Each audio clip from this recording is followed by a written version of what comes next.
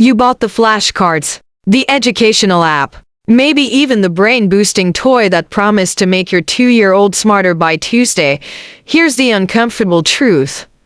None of that is what your child actually needs from you right now, every day. Your child is talking to you not always with words, but constantly, urgently, in a language most parents were never taught to read. A dropped spoon, a sudden meltdown at the grocery store, a long stare out the window instead of playing with the toy you just bought. Parents often mistake these moments for defiance, distraction, or just being a kid, but child development researchers see something else entirely. At places like Harvard's Center on the Developing Child, and in decades of attachment research, there's a quiet but radical idea.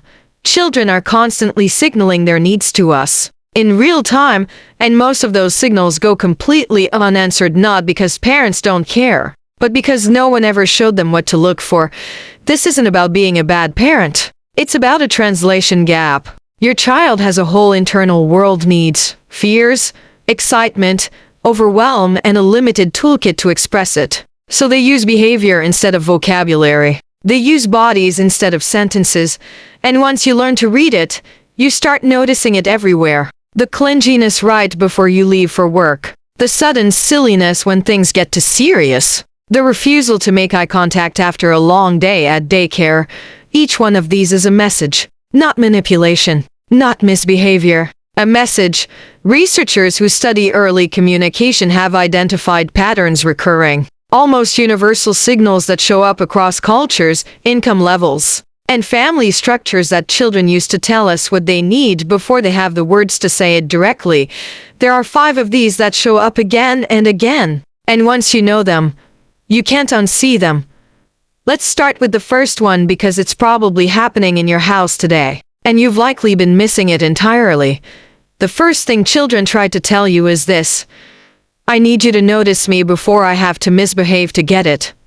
Sounds simple. It isn't, because most of us were raised to respond to behavior, not to the need underneath it. A toddler dumps their cereal bowl on the floor, and our instinct is to correct the mess. But researchers who study early attachment describe something called connection-seeking behavior, actions that look like trouble on the surface but are actually a child's way of asking, in the only language available to them, "Are you still with me?" Picture this. A toddler is playing quietly on a mat while a parent scrolls through their phone nearby. For a few minutes, nothing happens. Then, almost like clockwork, the child does something loud, knocks over a cup, shrieks, tosses a toy across the room. It's not random. It's a bid. A small, urgent flare sent up to re-establish contact. Developmental psychologist John Gottman's research on parent-child bids for connection found something striking. It's not the big moments that shape a child's sense of security, it's whether the small, everyday bids get answered. A glance. A wait for the story.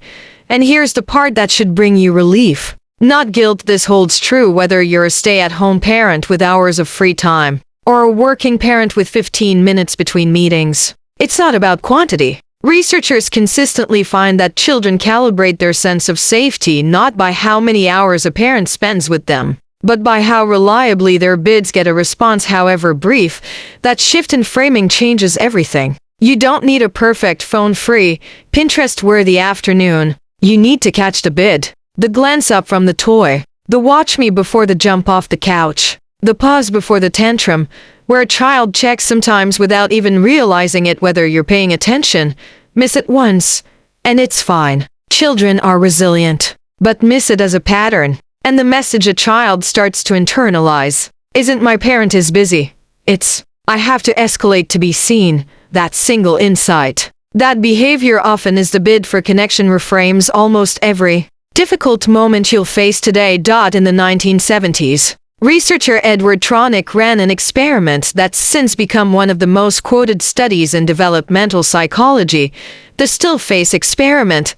Here's how it worked. A mother sits with her baby, playing normally, smiling, responding, mirroring the baby's expressions. The baby coos, points, reaches out. Connection flows easily in both directions. Then, on cue, the mother's face goes completely blank. No smile, no response. Just stillness. Within seconds, The baby notices. First comes confusion, a puzzled look, a tilt of the head. Then comes effort. The baby smiles harder, points more urgently, tries every trick in the book to bring their parent's face back to life. This is the struggle, the baby working overtime to restore something that was just taken away.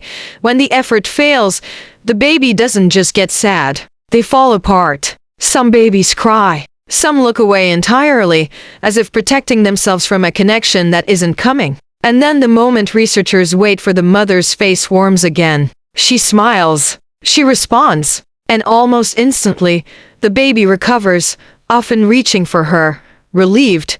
The emotional takeaway isn't that parents must be endlessly, perfectly responsive. It's the opposite. Tronics follow-up research found that ruptures are normal, even healthy, as long as they're followed by repair. What matters isn't a mistake-free connection. It's a returning one. That's not blame. That's relief. You don't have to be the endlessly cheerful, always-on parent. You have to be the parent who comes back. So here's how you put this into practice. Starting today. Step 1.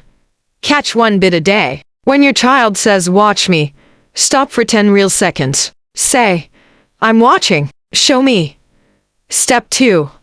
Narrate your return after a rupture. After a short-tempered moment, say, "I got frustrated. I'm here now. I love you." Step 3. Give a 5-minute check-in after separations. After school or daycare pickup, before errands or chores, say, "Tell me one thing about your day before we do anything else." Step 4.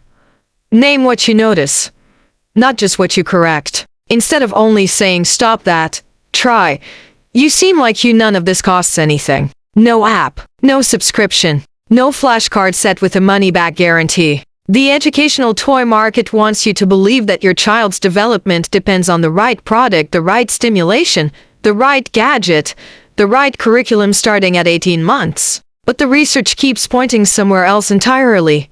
Back to you. Your face. Your 10 seconds of attention. Your willingness to come back after a hard moment. A screen can hold a child's focus. It cannot read a bid for connection and answer it. A class can teach a skill. It cannot notice the pause before a meltdown and say, "I see you." That's not a knock on toys or classes, it's just a reminder of what they were never built to do.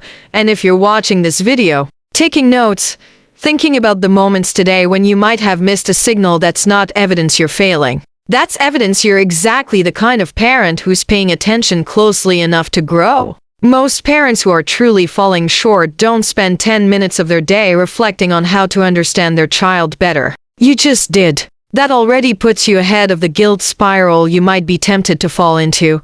You don't need to catch every bid. You don't need to get every rupture and repair moment right. You need to be the parent who keeps coming back imperfectly, humanly, again and again.